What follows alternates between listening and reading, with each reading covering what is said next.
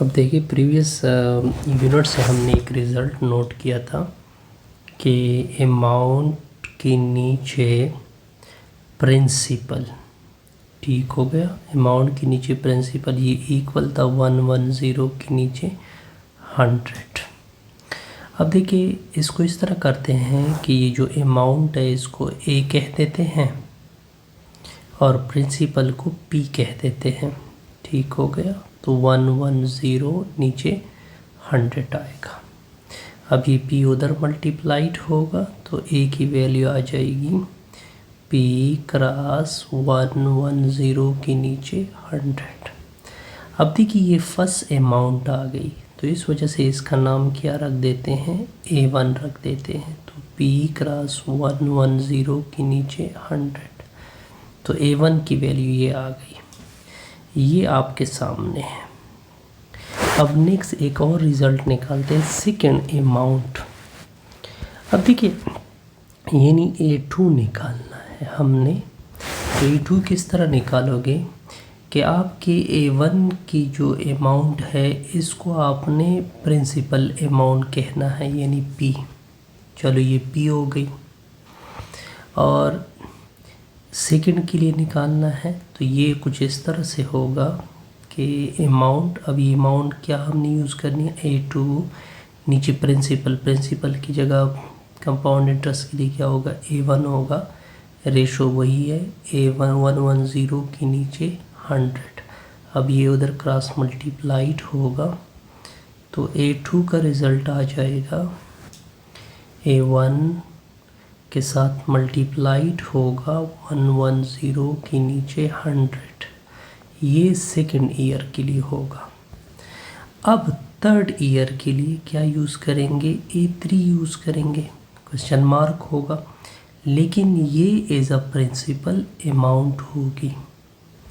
अब रिज़ल्ट किस तरह होगा आपके सामने, यानी अमाउंट के नीचे प्रिंसिपल अमाउंट यानी A2, रेशो तो वही है 110 के नीचे 100, ये उधर मल्टीप्लाइड होगा तो A3 की वैल्यू आ जाएगी A2 के साथ मल्टीप्लाइड होगा 110 के नीचे 100। यहाँ तक ओके।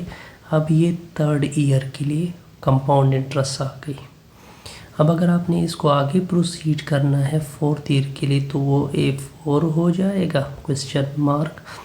अब ये प्रिंसिपल अमाउंट हो जाएगी, यानी यहाँ पे P हो जाएगा A3। फार्मूला क्या था, फार्मूला अगर आपको याद हो, अमाउंट के नीचे प्रिंसिपल अमाउंट, ओके 110 के नीचे 100। लेकिन अब अमाउंट तो A4 है फोर्थ ईयर के लिए, प्रिंसिपल क्या है, प्रिंसिपल तो A3 हो गई, इक्वल टू 110 के नीचे 100। ये उधर मल्टीप्लाइड होगा तो A4 की जगह आ जाएगा A3 मल्टीप्लाइड 110 के नीचे 100।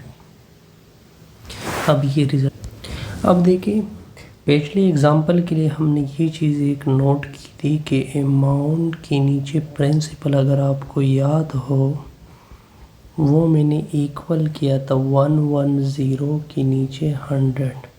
अब इसको, ये तो किसी फिक्स वैल्यू की इक्वल था, इसी अब यहाँ पे हम इसको इज्यूम कर देते हैं m, ताकि फार्मूला जर्नलाइज हो जाए। ये तो प्रीवियस एग्जाम्पल के लिए था। तो यहाँ पे आएगा प्रिंसिपल इक्वल टू, इसको मैंने इज्यूम किया m कि ये m की इक्वल है। ऊपर a होगा, नीचे p होगा, इसको a कह देते हैं, इसको p कह देते हैं, इक्वल टू m होगा। अब a इक्वल टू, ये p उधर मल्टीप्लाइड होगा यानी p क्रॉस m, ये फर्स्ट ईयर के लिए होगा, यानी पहले साल के लिए। ओके।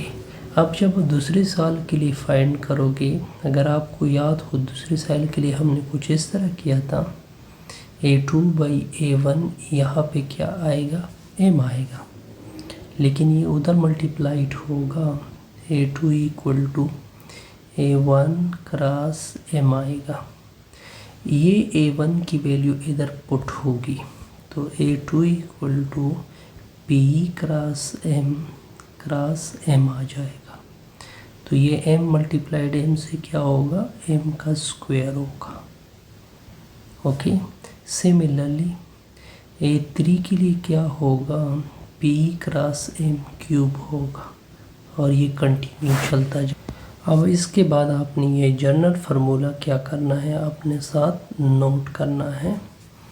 ये जनरल फार्मूला आपके साथ ये हो जाएगा, इसी के ऊपर क्वेश्चन हमने सॉल्व करने होंगे। P क्रॉस 1 प्लस R के नीचे 100 ऊपर टोटल N। यहाँ पे A से मुराद अमाउंट, P से मुराद प्रिंसिपल अमाउंट, ओके, R से मुराद रेट और N से मुराद नंबर ऑफ ईयर। इससे हमारी ये वीडियो क्या हो जाएगी, कंप्लीट होगी। यानी आपने ये जनरल फार्मूला भी आपने ये नोट करना है कि amount equal to principal multiplied by 1 plus R के नीचे 100 ऊपर होल में N। इसी के ऊपर हम क्या करेंगे, एग्जाम्पल करेंगे। ठीक हो गया, यह आपके साथ रिक्वायर्ड फार्मूला होगा, रिक्वायर्ड फार्मूला। वीडियो क्या होगी, कंप्लीट।